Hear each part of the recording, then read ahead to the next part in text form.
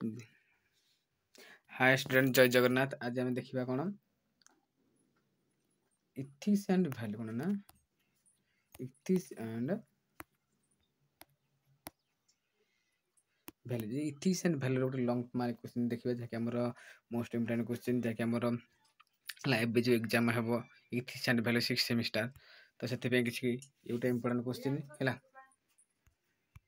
देख मु मात्र आम कौन आम इथिक्स एंड वैल्यू रे कौन चारोटी कौन लंग क्वेश्चन देखो चारोटी ये चारोटी भितर कौन ना दुईटा आंसर लिखा पड़ो ना चारोटी दुईटा आंसर लिखा पड़ो चारोटी लंग मार्क जो आम 5 मार्क जो पड़ुची है से 5 मार्कर केतोटी चारोटी पड़े चारोटी आमर जेकोसी दुईट आंसर लिखा पड़ो ना तो मुझे चारोटी क्वेश्चन देख कहबी मु चारोटी कौन इम्पोर्टेंट क्वेश्चन डिस्कस करी है जैसे आम एग्जाम बहुत हेल्प रहा है इथिक्स एंड वैल्यू जैसे आम 7 तारीख रही है जैसे ब्रह्मपुर यूनिवर्सिटी देख ये गोटे क्वेश्चन इम्पोर्टेंट क्वेश्चन देख what is causes environmental pollution explain माने जो परिवेश प्रदूषण कारण कौन हम वर्णन करण जो परिवेश कहीं प्रदूषण होची तार कारण कहीं आम आलोचना कर देखा मोस्ट इम्पोर्टेंट क्वेश्चन गोटे इम्पोर्टेंट देख इंट्रोडक्शन कौन ना इंट्रोडक्शन देखिए देख फास्ट रहा इंट्रोडक्शन माने आम जिते भल से लिखा तो पॉइंट दे कि है तो आम अनुसार पाया मार्क ना तो देख फास्ट इंट्रोडक्शन देखिए इंट्रोडक्शन जी बेसी लिखनी कम लिख कहीं नंबर 25 मार्क ना 100 मार्क नुहे ना तो कम कम लिखले भी आम आंसर सठिक हो पार 250 वर्ड 200 वर्ड लिखा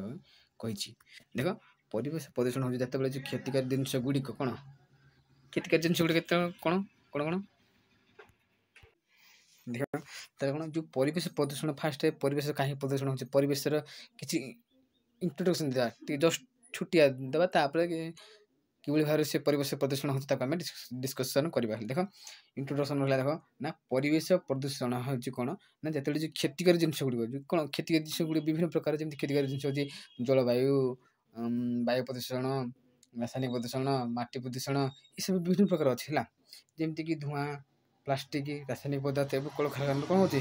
बाहर अपरिष्कार जल बाहर धूआं बाहर जमी देख जंगल नुआ जंगल पोड़गले नि धूआं बाहर वायु प्रदूषण है जैसे परिवेश प्रदूषण है वायु प्रदूषण परिवेश गोटे परिवेश वायु अच्छी ना परिवेश मैंने कौन से परिवेश नि लगा जंगलटा गोटे परिवेश ना से भीतर ही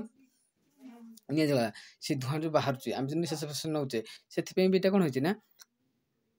आमर कौन निश्वास प्रश्वास ने बाधा सृष्टि कर जहाँकि आम क्षतिकारी जिन ये गोटे है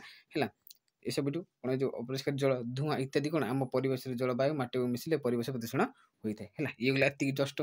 इंट्रोडक्शन देखिए कौन तार कारण गुड़िक कौन कौन से कहला कारण ना एनवायरमेंटल जो पॉल्यूशन विषय तार कारण कौन परिवेश कहीं प्रदूषण हो तार कारण गुड़ आम लेख कही ना तो देखिए चल तार कारण गुड़ी कौन देख कजेस ऑफ कौन एनवायरमेंटल पॉल्यूशन बा परिवेश दूषकरण कारण कही सर कौन कौन हम ना परिवेश परिवेश सॉरी परिवेश प्रदूषण प्रदूषण कारण है कौन ना प्रदूषण जो प्रदूषण कारण परिवेश प्रदूषण कहीं हो तार कारण गुड़ आम देखा नंबर पॉइंट 1 पॉइंट देखिए कह ना एयर पोल्यूशन जहाँ वायु प्रदूषण केमती है परिवेश वायु प्रदूषण गोटे केत मुख्य कारण भी होची परिवेश कौन परिवेश प्रदूषण होबार गोटे वायु हूँ गोटे मुख्य कारण कहीं वायु यदि प्रदूषण होगा जो परिवेश जीवजंतु रही से निश्वास प्रश्वास नापी कौन बहुत बाधा प्राप्त होता है क्षतिकारी होता है जहाँफल मृत्युवरण होता है वायु हूँ कौन मनुष्य मान गोटे ये कौन अम्लजान बोली कह जीवन गोटे सी ओके देख देख ये कमी गाड़ी गाड़ी गाड़ी जमी गोटे गाड़ी रहा विभिन्न गाड़ी गुड़ा रहा कलखाना इत्यादि विभिन्न प्रकार कलखाना रोचे आ जंगल जो अच्छी से सब जो विभिन्न प्रकार प्रदूषित हो धूआं बाहर कौन गाड़ी धूआं आउ कलखाना निर्गत जो दूषित वायु जो धूआं बाहर जंगल जंगल पड़ार जो धूआं बाहर जहाँद्वारा कि कौन कर वायु को प्रदूषित कर जहाँद्वारा कौन कै ଯାହାଦ୍ୱାରା କ'ଣ ମନୁଷ୍ୟକୁ ନିଶ୍ୱାସ, ଯାହାଦ୍ୱାରା କ'ଣ ଯାହାଦ୍ୱାରା ମନୁଷ୍ୟମାନଙ୍କ କଥା ନିଶ୍ୱାସ ପ୍ରଶ୍ୱାସ ନେବାର ବାଧାପ୍ରାପ୍ତ ହୋଇଥାଏ କିମ୍ବା ଶ୍ୱାସ ପ୍ରଶ୍ୱାସରେ ସମସ୍ୟା ସୃଷ୍ଟି କରିଥାଏ, ଯାହାଦ୍ୱାରା ମନୁଷ୍ୟଙ୍କର ଜୀବନଟା ମାନେ ତାଙ୍କ ଜୀବନଟା ମୃତ୍ୟୁ ମୁଖରେ ପଡ଼ିବାର ସମ୍ଭାବନା ରହିଛି। କାହିଁକିନା ବାୟୁ ହେଉଛି ଆମର ଜୀବନ ବୋଲି କହିଥାଏ ପରିବେଶରେ ହେଲା। ଇଏ ଗଲା ଗୋଟେ ପ୍ରଦୂଷଣ। ବାୟୁ ପ୍ରଦୂଷଣ ଗୋଟେ ମୁଖ୍ୟ କାରଣ ଗଲା ତାର କ'ଣ ପରିବେଶର ପ୍ରଦୂଷଣର ମୁଖ୍ୟ କାରଣ ଇଏ ଗୋଟେ। ସେକେଣ୍ଡ ଗୋଟେ ୱାଟର ପଲ୍ୟୁସନ୍, ଯାହାକି ପ୍ରଦୂଷଣ ଜଳ ପ୍ରଦୂଷଣ। ଜଳ ବିନା ଜୀବନ କ'ଣ, ଜଳ ହେଉଛି ଆମର ଜୀବନ ନାହିଁ। ତ ଜଳ କେମିତି ପ୍ରଦୂଷଣ ହେଉଛି ଦେଖ ନା, କଳକାରଖାନାରୁ ବାହାରୁଥିବା ଯେଉଁ ଅପରିଷ୍କାର ଜଳ ରହିଲା, ବ୍ୟବହୃତ ଜଳ ଆମେ ଯେଉଁ ବ୍ୟବହାର କରୁଥିବା ଜଳ ନେଇକି କ'ଣ, ଆଉ ଯେଉଁ ରହିଲା ଗ୍ରାମର ଯେଉଁ ବିଭିନ୍ନ ସହର ମାନଙ୍କ ଯେଉଁ ରହୁଛି ସବୁ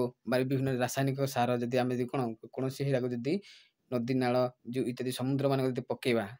ମିଶେଇଲେ ତ ବାୟୁ ପ୍ରଦୂଷଣ ହେବ, ଯାହାଦ୍ୱାରା କ'ଣ ବିଭିନ୍ନ ପଶୁ ପକ୍ଷୀ କ'ଣ କରିବେ ସେଇଟା ପିଇବେ, ଯେହେତୁ କ'ଣ ପରିବେଶରେ ଦୂଷିତ ହେବ, କ'ଣ ଜୀବଜନ୍ତୁଙ୍କର ମୃତ୍ୟୁ ଘଟିବ। ଆଉ ପରିବେଶରେ କ'ଣ ଯେଉଁ ଭଲ ସୁନ୍ଦର ଶ୍ୟାମଳ ଯେଉଁ ପରିବେଶ ଦେଖାଯାଉଥିଲା ପ୍ରାକୃତିକ, ତ ସେଇଟା ଆଉ ରହିବ ନାହିଁ। ତ ଆମେ ଏସବୁ କରିବା ନାହିଁ। ତ ଇଏ ଗୋଟେ ତାର କ'ଣ, ଇଏ ଗୋଟେ ସେକେଣ୍ଡ ହେଉଛି ତାର ପ୍ରମୁଖ କାରଣ। ନମ୍ବର 3 କ'ଣ, ମାଟି ବା ଭୂମି ପ୍ରଦୂଷଣ। କ'ଣ ଦେଖ, ପ୍ଲାଷ୍ଟିକ ଏବଂ ରାସାୟନିକ ପଦାର୍ଥ ଭୂମିରେ ପକାଇଲେ ମାଟି କ'ଣ ଦୂଷିତ ହୋଇଥାଏ, ଯାହାଦ୍ୱାରା ଉଦ୍ଭିଦ ଓ ପ୍ରାଣୀକୁ କ୍ଷତି କରେ। ତାହେଲେ କ'ଣ, ଯେଉଁ ପ୍ଲାଷ୍ଟିକ ବିଭିନ୍ନ ପ୍ରକାର ପ୍ଲାଷ୍ଟିକ ଆମ ପରିବେଶରେ ରହୁଛି ନା ନାହିଁ, ଯିଏ ବୋତଲ ଗୋଟେ ପ୍ଲାଷ୍ଟିକ, ଏଇସବୁ ଜିନିଷ ଯଦି ଆମେ ବାହାରେ ପକାଇଦେବା ହେଲା, ରାସାୟନିକ ପଦାର୍ଥ ଭୂମିରେ ଯଦି ଆମେ ଯେଉଁ ଆମ ଫସଲ କରିବା, ଯେତେବେଳେ ଫସଲ କରୁଛେ ଆମେ ବିଭିନ୍ନ ପ୍ରକାର ରାସାୟନିକ ପଦାର୍ଥ କିଛି ଫଳ ଉର୍ବର ହଉ ବୋଲି ମାଟି ଆମେ ପକାଉଛେ ନା, ଯାହାଦ୍ୱାରା କ'ଣ ହୋଇଥାଏ, ଯେଉଁ ଭୂମିରେ ରହୁଛି ଆମର ମାଟି ତଳେ ରହୁଛନ୍ତି ଆମର ଜୀବାଣୁ ରହୁଛନ୍ତି, ଜୀବାଣୁ କ'ଣ ନା ଜିଆ ରହୁଛନ୍ତି, ଯାହାଦ୍ୱାରା ଆମର ଫସଲ ଭଲ ହୋଇଥାଏ ନା ନାହିଁ, ତାହେଲେ ସେମାନେ ମରିଯାଆନ୍ତି। ଏଇଭଳି ପ୍ରକାର ସବୁ ପ୍ରାଣୀ ଉଦ୍ଭିଦ ପ୍ରାଣୀକୁ କ୍ଷତି ମଧ୍ୟ କରୁଛନ୍ତି, ଯାହାଦ୍ୱାରା କ'ଣ ହୋଇଥାଏ, ମାଟି ପ୍ରଦୂଷଣ ହୋଇଥାଏ। ଓକେ, ଇଏ ଗୋଟେ ଗଲା ପ୍ରମୁଖ କାରଣ କାହାର ନା ପରିବେଶ ପ୍ରଦୂଷଣର। ତାପରେ ନମ୍ବର 4 ରହିଲା କେମିକାଲ ପଲ୍ୟୁସନ୍, ଯାହା ରାସାୟନିକ ପ୍ରଦୂଷଣ ହେଲା। ଇଏ ଗୋଟେ ଆମର ବି ମୋଷ୍ଟ ଇମ୍ପୋର୍ଟାଣ୍ଟ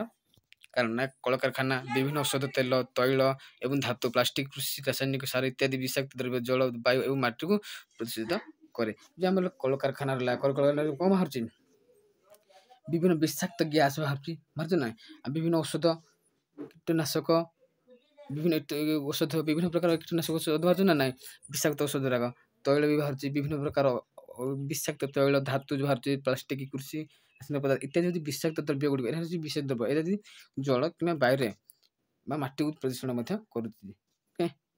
କ୍ଲିୟର। ତାପରେ ଲାଷ୍ଟ ହେଉଛି କନକ୍ଲୁଜନ, ଇଏ ହେଉଛି